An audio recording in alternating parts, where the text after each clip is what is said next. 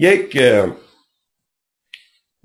دوستی برای من ایمیلی فرستاده بود و همراهش صحبت آقای تیمسار روحانی رو فرستاده بود و برای من نوشته بود که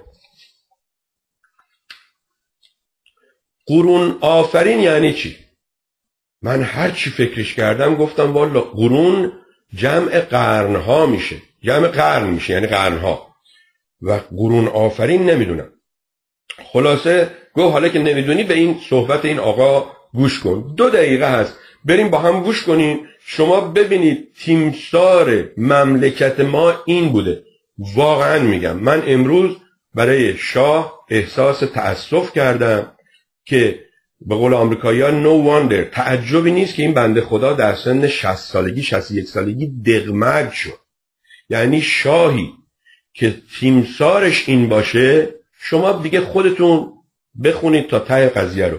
ایشون میگه شرایط انسانی تر رو به زور به خودش تزریق کنه آقای تیمسار روحانی، بعد جوانان درنده و قرون آفرین ایران، بعدم میگه ما پشت جوانان رو محکم میفشاریم. تو رو خدا بیان با هم گوش کنین، بعد برگردین ببینین من شیرازی بد حرف میزنم یا این آقای تیمسار روحانی فرمانده گروه عقاب که من نمیدونم این عقاب بر بالای کدام کوهی نشسته و از اون بالا داره به چه چیزی نگاه میکنه.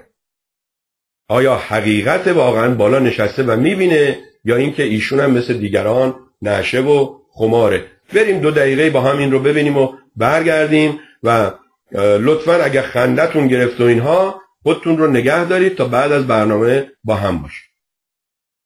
واقعا حیف، معذرت میخوام دوستان، منو ببخشین.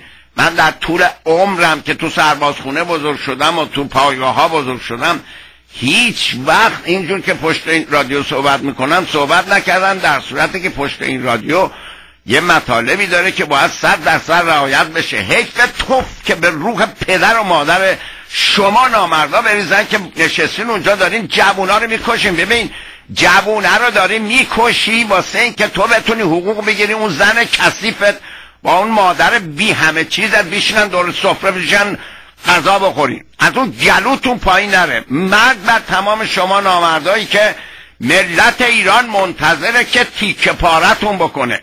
ای کاش منم شانس پیدا کنم یه جوری از گوشهای مرز خودمو بکشونم داخل، بلکه اون وقت من بتونم یه جوری به دلیل اینکه شرایط انسانی تر رو به زور به خودم تزریق کنم بتونم یه خورده جلوگیری کنم از اینکه شما نامردا تیکه پاره بشین. دنیای جوانان درنده و قرون آفرین ایران داره میره که جمهوری اسلامی رو به درک بفرسته. عقاب ایران هم بی‌محابا پشت جوانان رو محکم میفشاره. ما الان محکم آماده کمک به جوانانمون هستیم ولی خودمون رو تزریق نمی کنیم، ولی فشار میارم به جوانا که بگردید دنبال یک کسی که به نام رهبر یا فرمانده یا دوست خارج از مرکز کمک شما باشه که بتونین یه مقدار بیشتر و بهتر و سریعتر بتونیم دست این نامردا رو از مملکتمون کوتاه کنیم. بله، آمریکایی‌ها یه چیزی دارن میگن worth to watch، یعنی ارزش دیدن رو داره. این فکر نمی کنم ارزش دیدن همون یه بار رو هم داشت. و شما ببینید کسی که میگه ما 8 میلیون لای شما مردم داریم امروز آرزو میکنه ای کاش بتونه از یک جای مرز به یک طریقی بره داخل ایران. یعنی تا حالا هر چی گفته دروغ گفته، بعدم میخواد یه چیزی به خودش تزریق کنه که بیشتر انسانیت پیدا کنه، از کشتار آخوندا جلوگیری کنه به وسیله کمک جوانان درنده و قرون آفرین ایران.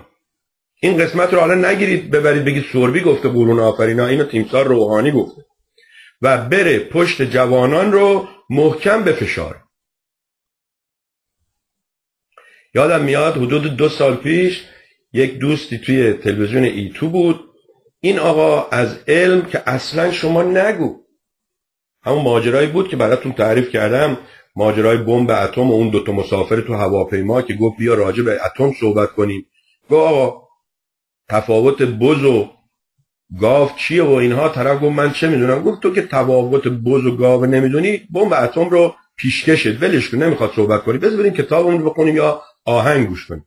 این دوست ما اونجا نشسته بود، یادش بخیر، بهکام هم اونجا بود. دوستان اگه کسی از بهکام خبر داره بگه یه زنگ ما بزن. و گفت که این سلحشوران دشخیم. آقای بهکام گفت آقا سلحشوران یعنی چی؟ دشخیم یعنی چی؟ سلحشور رو برای قهرمان و آدمای آزادیخواه استفاده میکنن، دشخیم برای آدمای خونخوار و اینها.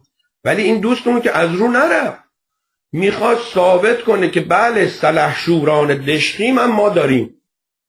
بنازم به این روی ایرانی ها. سعید اون روز از من سوال میکرد که واحد سنجش رو چیه؟ والا فکر کنم هنوز اختراع نشده، ولی خدا کنه اگر اختراع میکنن یه چیزی باشه که بتونه تحمل کنه.